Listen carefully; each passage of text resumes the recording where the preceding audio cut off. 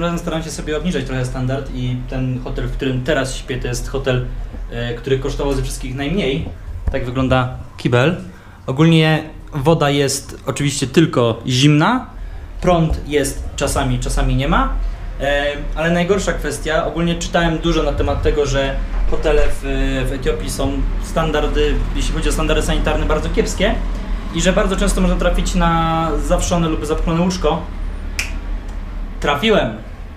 Jak się wczoraj położyłem i zauważyłem, że z materaca zaczynają wychodzić jakieś robaki, od razu spierdzieliłem na podłogę.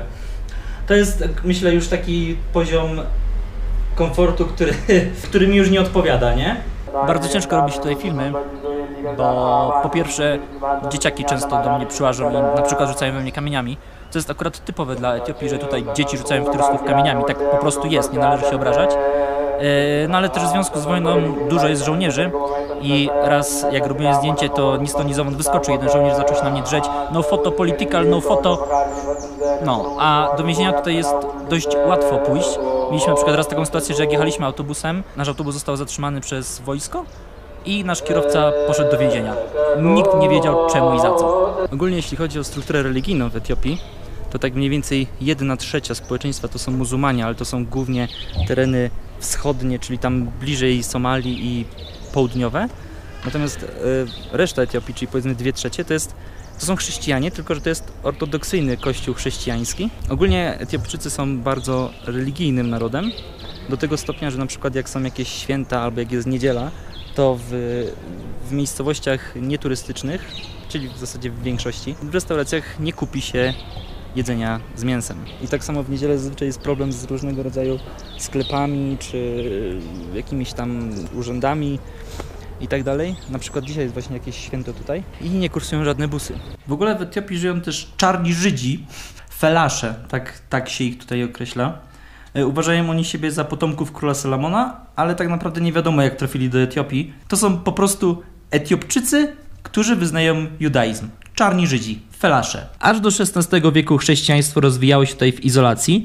Podstawą były archaiczne obrządki żydowskie, co może oczywiście pokazywać jak to było kiedyś.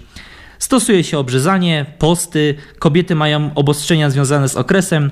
Świętują oni zarówno chrześcijańskie niedziele, jak i szabas w sobotę. Do obrzędów świątecznych włączają tańce, co u nas oczywiście mogłoby zostać uznane za bluźniercze.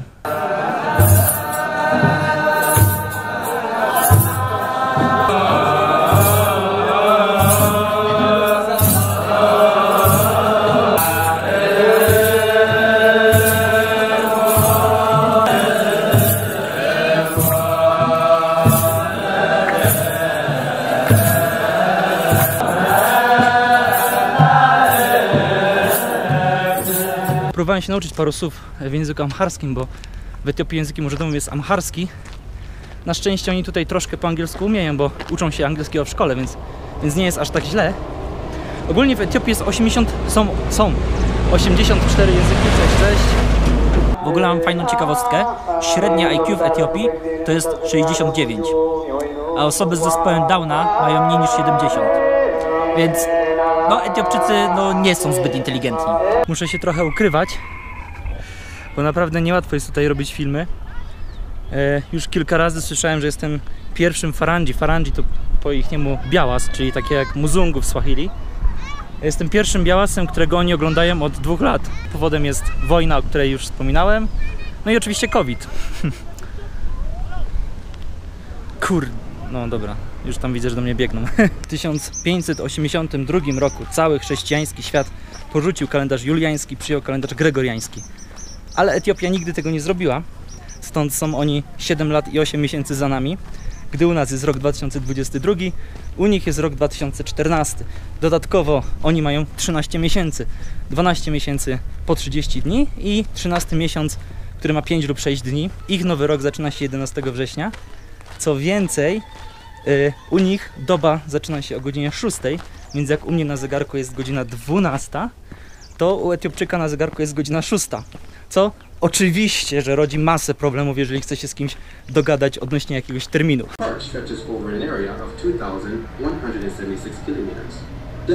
Właśnie w etiopskiej telewizji jest program mówiący o tym, że uczą lokalnych ludzi, żeby nie zabijać dzikich zwierząt. I tutaj trzeba przyznać, że Etiopia jest niestety trochę za późno wzięła się za ochronę dzikiej przyrody. Jest daleko w tyle za Tanzanią czy Kenią. Niestety większość dzikich zwierząt w Etiopii została już dawno wybita.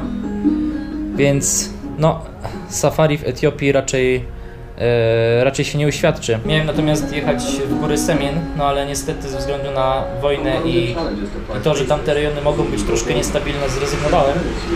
Największą atrakcją gór Semien, oprócz oczywiście przepięknych widoków, są dżelady. Małpy, które występują tylko i wyłącznie w Etiopii, no i właśnie w okolicy gór Semien jest ich jakby najwięcej i najłatwiej je tam po prostu znaleźć.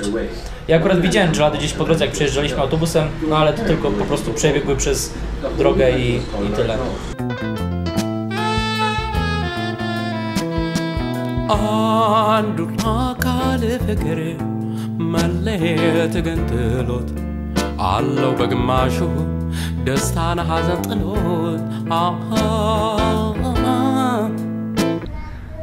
W Etiopii jest druga największa na świecie populacja osłów. Jest ich tutaj naprawdę bardzo, bardzo dużo. Ale niestety, tak jak normalnie osioł żyje chyba 30 czy 40 lat, to średnio w Etiopii osioł przeżywa około 10 lat. Natomiast jest powołana jakaś specjalna organizacja, która zajmuje się osłami. Hello, thank you. Celem jest edukacja ludzi, no i też thank you. Więc jak mówiłem, w Etiopii znajduje się organizacja, która zajmuje się edukowaniem ludzi na temat tego, jak powinni postępować z osłami. No i też działa w kierunku powstrzymania rozprzestrzeniania się różnego rodzaju chorób. No i uczy ludzi, jak na przykład mają kłaść bagaże na tych osłach, żeby za bardzo nie obciążać kręgosłupa, żeby te osły wytrzymywały trochę dłużej. To jest oczywiście proces, który będzie trwał, bo zanim się wszystkich ludzi wyedukuje, no to jednak trochę minie. Natomiast fajnie, że coś takiego się dzieje i że fajnie. Dobrze, proszę Państwa, tutaj to, co widzicie, to jest injera. Jak miałbym Wam powiedzieć, co się je w Etiopii, to je się właśnie injerę. Je się to wszędzie i wszyscy to jedzą. Praktycznie prawie tylko to się tutaj je. Jest to zrobione z mąki o nazwie tef, ze zboża o nazwie tef. Ogólnie ma to taki troszkę orzechowy posmak i samo w sobie jest, mówiąc delikatnie, niezbyt dobre, natomiast jest to podawane zawsze z jakimś takim sosiwem i to sosiwo sprawia, że jest to trochę jadalne. You can join me if you want. You can join me if you want, because I won't make it. It's too big for me. You will be on the video. You like it? It's weird for me a little bit. It's I cannot explain how it tastes because it's very weird. And this is made of what? This is a bean or what? Bean, chickpeas, different kinds of cereals. Okay. Jest to o tyle dobre, że w porównaniu do naszych zbóż ma znacznie więcej błonnika, znacznie więcej żelaza i wapnia niż nasza pszenica, więc jest to naprawdę bardzo, bardzo sycące. No, o tym, jak bardzo sycące jest to danie, najlepiej niech świadczy fakt, że we dwójkę zjedliśmy tylko praktycznie połowę tego i ja już mam naprawdę serdecznie dość, jestem pełny. You're also full, right? Yeah, full. Yes. It's mango. What is this? Mango tree. Mango tree, okay.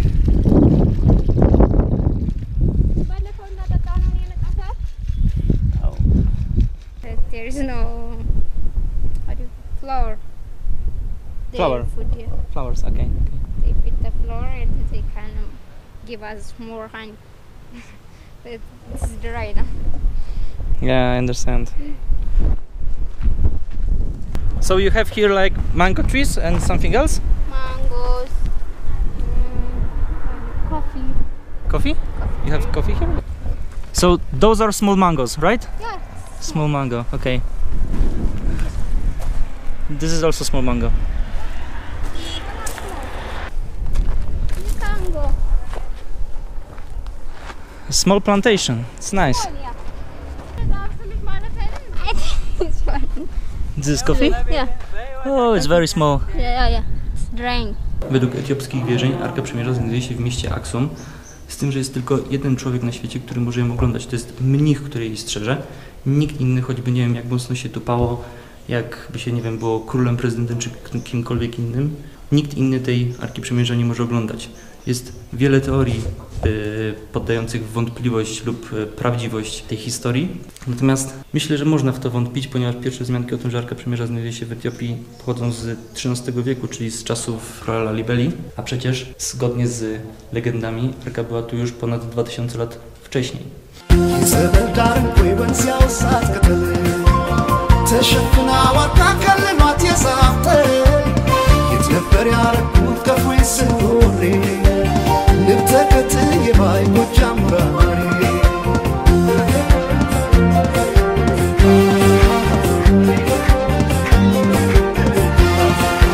No niestety etiopskie jedzenie mnie pokonało. 2 dni spędziłem siedząc blisko kuwety. Powiem szczerze, że żeby tak mocno się zatruć, to jeszcze w życiu nie miałem. W ciągu 2 dni zużyłem prawie całe 2 rolki papieru do dupy. Niestety klątwa faraona, jak kiedyś odczułem w Etiopii, to chyba najgorsze zatrucie pokarmowe w moim życiu. Kompletnie rozwaliło mi to wyjazd i sprawiło, że przez 3 dni w zasadzie leżałem w łóżku. Z tego też powodu nie nagrałem tego wszystkiego, co chciałem, ale nic straconego, bo teraz wam dopowiem. Farangi to jest po prostu biały człowiek i ileś tam lat temu Etiopia świętowała 3000 lat swojego istnienia. Z tego powodu do Etiopii przyjechało bardzo dużo turystów, więc wszelkiego rodzaju hotelarze i restauratorzy poczuli zew mamony i bardzo mocno podnieśli ceny. Wszyscy spodziewali się, że jest to chwilowy zabieg i że jak te całe świętowanie się skończy, to ceny wrócą do normalnego poziomu, ale tak się nie stało. I do dzisiaj Farangi w hotelach i restauracjach płacą 3, 4 albo nawet i 5 razy więcej niż normalni Etiopczycy. Na przykład za hotel, za który ja płaciłem 70 zł, Etiopczyk koło mnie dokładnie za taki sam pokój płacił 30 zł. Za bajenet ja płaciłem 6 zł, natomiast Etiopczycy płacili złoty 50. Natomiast to, co podobało mi się w Etiopii, to to, że ceny były zawsze z góry ustalone. Nie było tak, że wchodząc do restauracji zastanawiałem się, o ile sprzedawca będzie chciał mnie skroić, tylko zawsze wiedziałem, że to i to będzie kosztowało mnie tyle i tyle. Zawsze oczywiście było to więcej niż normalnego Etiopczyka, ale te takie jasne reguły nawet mi odpowiadały. Tym bardziej, że te ceny jakby dla nas, dla Polaków wcale nie są duże. No bo 6 zł za obiad. Najsłynniejszym plemieniem etiopskim są żyjące na południu Mursji. To jest to plemię, gdzie kobiety mają takie wielkie talerze w wardze. Im większy talerz, tym większa wartość kobiety. Wbrew pozorom to nie jest tak, że kobiety chodzą z tymi talerzami cały czas. Na co dzień te wargi po prostu im obleśnie zwisają. Mężczyźni też nie mają łatwo. Żeby się ożenić, mężczyzna musi wygrać walkę na kije. Polega to na tym, że 2 facetów leje się tak długo, aż jeden z nich nie będzie już w stanie dalej walczyć. Wtedy ten, który wygrał, jest wyprowadzany przez wszystkie zdolne do ożenku kobiety i z nich wybiera sobie jedną. Region Kaffa uchodzi za miejsce, gdzie zrodziła się arabika. Według legendy w III wieku pewien młody pasterz zauważył, że jego kozy po zjedzeniu nieznanych mu ziaren dziwnie się zachowują, więc sam spróbował, zjadł kilka ziaren i poczuł, że jest bardzo pobudzony. Pobiegł więc do klasztoru, żeby poinformować mnichów o swoim odkryciu. Mnisi na początku uznali, że są to szatańskie stymulanty, więc wrzucili ziarna kawy do ognia, ale zapach palonych ziaren sprawił, że zmienili zdanie. Rzucie ziaren kawy stało się powszechną praktyką w Etiopii, bo pozwalało nie zasnąć w trakcie wielogodzinnych modłów. Kurde, ktoś mi dzwoni. Kawa była etiopskim sekretem aż do XVI wieku, kiedy zaczęto nią handlować. Wtedy też okazało się, że ziarna kawy można zmienić na proszek i zrobić z nich napój. Do Europy kawa dotarła w XVII wieku. Rastafarianizm został zapoczątkowany w latach 30. XX wieku przez kazania Marcusa Garveya, który próbował szerzyć ideologię stworzenia czarnego nacjonalistycznego państwa afrykańskiego. Uważał on, że wszyscy czarnoskórzy powinni wrócić do Afryki. Krzewił on ideę panafrykanizmu, która mi się teraz kojarzy z ideą panslawianizmu propagowaną przez Rosję, że kiedyś ludy Afryki powstaną, połączą się i odbiją kontynent z rąk kolonizatorów i stworzą jedno super państwo dla wszystkich osób czarnoskórych. Garvey jeździł ze swoimi półpolitycznymi, półreligijnymi kazaniami i wszystko jakby podpierał swoimi interpretacjami Biblii. W jednym z kazań powiedział, że należy patrzeć teraz na Afrykę i na koronację przyszłego czarnego króla, co uznano za proroctwo. 3 lata później na króla Etiopii koronowany został Ras Tafari Mekonnen. Ras to jest jego jakiś tam tytuł, Tafari Mekonnen to jest imię i nazwisko. I tym samym został on uznany za wcielenie samego Boga Jah. Dża jest prezydentem, Dża jest kierownikiem. Dża to jest skrót od Jahwe. Tafari Mekonnen doskonale pasował do opisu, ponieważ głosił on hasła pokojowe o równości wszystkich ludzi. I to właśnie od niego wzięła się nazwa rastafarianizm. Rastafarianizm rozpropagowali emigranci z Jamajki, ale prawdziwą popularność zdobył on w latach 70. za sprawą muzyki Boba Marleya. Rastafarianie do dzisiaj uważają się za potomków króla Dawida. Mamy 3 symbole rastafarianizmu. Są to kolory, czerwony, żółty i zielony. I są to kolory po prostu flagi Etiopii. Dready, które symbolizują głowę lwa Judy, czyli Mesjasza, i są sprzeciwem wobec sił zła. I najbardziej kontrowersyjny, czyli marihuana, której palenie jest aktem duchowym, sakramentem oczyszczającym ciało i umysł i ułatwiającym pokojowe współistnienie. Zresztą rastafarianie uważają, że w Biblii jest bardzo dużo odniesień do palenia świętego ziela. I na koniec mała ciekawostka. Haile Selassie w 1930 roku otrzymał Order Orła Białego. Wyjazd do Etiopii był strasznie nieprzemyślany i kompletnie niezaplanowany, no ale takie mamy czasy. Ja o tym, żeby pojechać do Etiopii, na pomysł pojechania do Etiopii wpadłem w zasadzie 3 tygodnie przed wylotem, więc nie miałem za dużo czasu, żeby się w jakiś sposób przygotować. Nie żałuję czasu spędzonego w autobusach, mimo iż spędziłem tam naprawdę wiele godzin. Tego się troszkę spodziewałem. Może nie spodziewałem się, że będzie aż tak źle pod kątem podróżowania po Etiopii, natomiast spodziewałem się, że spędzę w autobusach sporo czasu. Uważam jednak, że jest to jakiś tam lokalny koloryt, no i też nie da się ukryć, że w autobusie byłem swego rodzaju atrakcją. Dużo ludzi chciało sobie ze mną porozmawiać, a i ja też sobie chętnie lubię pogadać z lokalnymi ludźmi, więc też bardzo dużo się o Etiopii dowiedziałem po prostu siedząc w autobusie i gadając z ludźmi. W Etiopii niestety nie da się wynająć samochodu, bo nie jest respektowane ani polskie, ani międzynarodowe prawo jazdy. Autostop moim zdaniem jest bardzo ciężki, ponieważ prywatne samochody owszem są, ale są głównie w dużych miastach, a pomiędzy miastami ten ruch praktycznie nie istnieje. Jedyną opcją tak naprawdę są te busiki. Oczywiście można latać samolotem między dużymi miastami, no ale to jest oczywiście dość kosztowna zabawa. Na pewno żałuję tych dni spędzonych w łóżku, no ale jakby na to już za bardzo nie miałem wpływu. Etiopia ma bardzo bogate złoża złota, soli, żelaza, ale kompletnie nie ma infrastruktury, żeby wydobywać to na szeroką skalę. Poza tym wojna z Erytreą sprawiła, że zdecydowanie więcej trzeba było zainwestować w wojsko, więc te środki zostały po prostu przerzucane w złym kierunku i do dzisiaj Etiopia jest krajem po prostu biednym, z bardzo nierozwiniętą infrastrukturą. Natomiast to, co mnie w Etiopii bardzo zaskoczyło, ogólnie kraj zaskoczył mnie bardzo pozytywnie. Ludzie są tam bardzo mili, bardzo towarzyscy, bardzo gościnni i bardzo uczciwi. Co jak na Afrykę, przynajmniej dotychczasowe moje doświadczenia z Afryką były zupełnie inne. Więc Etiopia bardzo pozytywnie się jakby wyróżnia na tle innych krajów afrykańskich.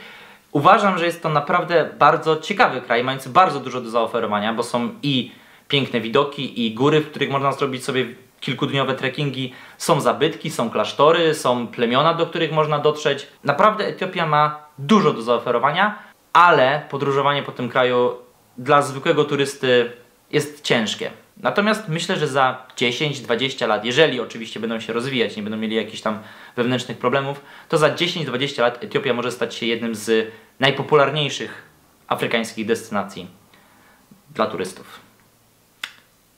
To tyle. Dziękuję.